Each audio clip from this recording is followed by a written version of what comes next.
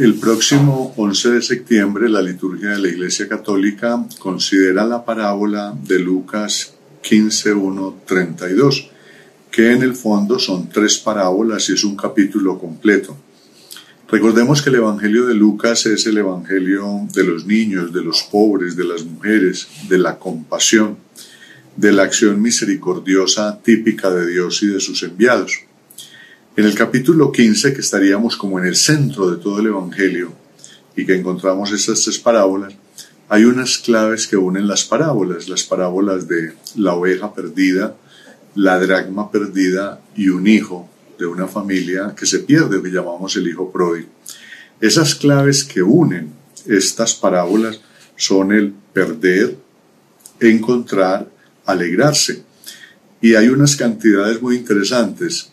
Se pierde una oveja de 100, una moneda de 10 y un hijo de 2.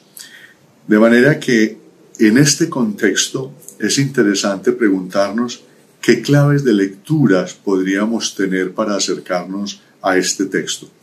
Creo que una primera clave interesante es la siguiente: ¿qué debe hacer una persona, un ser humano, cuando reconoce que se ha equivocado? El hijo pródigo dirá: he pecado contra el cielo y contra ti, o sea, contra Dios y contra la familia. Y una respuesta interesante del texto de Lucas, una respuesta de Jesús, es que Dios es compasivo, reconcilia y perdona, no por los méritos de las personas, sino porque las personas acogen el amor de Dios, o sea, acogemos su compasión como un don gratuito. El amor de Dios es gratuito. Una segunda clave importante es entender el contexto de este capítulo 15 de Lucas. ¿Cuál es el contexto? El Evangelio comienza diciendo que hay una incomodidad de parte de los escribas y de los fariseos que representan la autoridad religiosa judía. Hay una incomodidad de ellos con Jesús. ¿Por qué? Porque según su manera de pensar, Jesús viola continuamente las normas de la ley. Se junta con los pecadores y no solo eso, sino que come con ellos. ¿Qué es un pecador para el judaísmo? Es alguien que no observa todos los detalles de la ley. Para ellos, Jesús no es un líder, no es un maestro digno de seguir. Sus acciones chocan contra esta tradición bíblica y religiosa de Israel. Y para los judíos, para los escribas y los fariseos, los pecadores tienen sino 2 caminos: o se convierten o deben desaparecer, deben ser eliminados incluso de la sociedad, porque ellos perjudican la llegada del Mesías. Cambio Jesús, esta es otra clave interesante, como Mesías ni amenaza ni elimina a las personas que se sienten pecadoras o distantes de Dios. Al contrario, se junta con ellos y hace fiesta. Recordemos esa primera clave: perder, encontrar, alegrarse. ¿Qué les dice Jesús a los que se sienten alejados de Dios? Vengan, encontrémonos, acójanme y hagamos una fiesta que de ordinario termina con una cena en la cual se experimenta la grandeza del amor de Dios.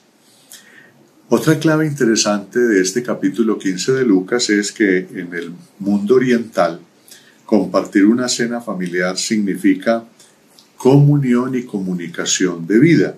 En este caso, si Jesús cena con los pecadores, si se junta con ellos, es porque es también un pecador. O sea, Él se contagia de la impureza y el pecado de estas personas con las que Él comparte.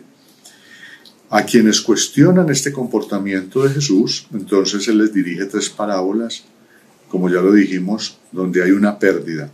Una oveja, los primeros versículos del capítulo 15 de Lucas, del 3 al 7. Una moneda, algunos traducen que es una joya o un adorno, en los versículos 8, 9 y 10. Y luego el hijo que se va de la casa, Lucas 15, del 11 al 32.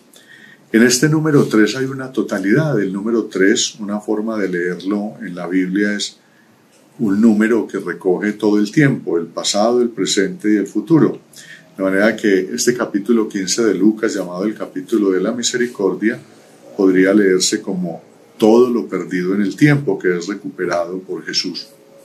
Otra clave interesante la hallamos en la mención, en el caso de la oveja que es encontrada por el pastor e incluso también por la moneda, es cuando Jesús dice: hay más alegría en el cielo por un pecador que se convierte que por 99 justos. Esta alusión a la alegría en el cielo nos lleva a descubrir que Jesús trata de poner en el mundo toda la alegría del reencuentro, pero que a Él lo desborda esa alegría y la traslada al cielo. En síntesis, Dios siente más alegría que el mismo Jesús por la obra que Él realiza. Muchos autores, esta es una de las últimas claves que quisiera insinuar, muchos autores y autoras piensan que aquí en el capítulo 15 de Lucas tenemos un centro teológico de todo el Evangelio. ¿Por qué? Porque cambia la imagen de Dios, sobre todo cuando aparece como Padre compasivo, pero también cambia el modo de relacionarnos con Él. Y esta podría ser una clave de lectura muy interesante para el día de hoy. En nuestras comunidades, bien sea comunidades creyentes, grupos pastorales, en las parroquias, en las comunidades o incluso en los estudios universitarios de teología o de Sagrada Escritura, valdría la pena preguntarse cuál es la imagen que nosotros tenemos de Dios, sobre todo cómo es mi relación con ese Padre o con ese Dios y cómo afecta esa imagen y la manera de relacionarme con Él, cómo me colabora en mis relaciones y en las actividades cotidianas. Quiero dejar una última clave, seguramente lo podremos profundizar después. El versículo 11 dice que el padre tiene 2 hijos y el menor, que no tenía derecho a reclamar nada, es el que pide la herencia. El hijo mayor también recibe su parte, porque después dice que no tiene nada para compartir con los amigos.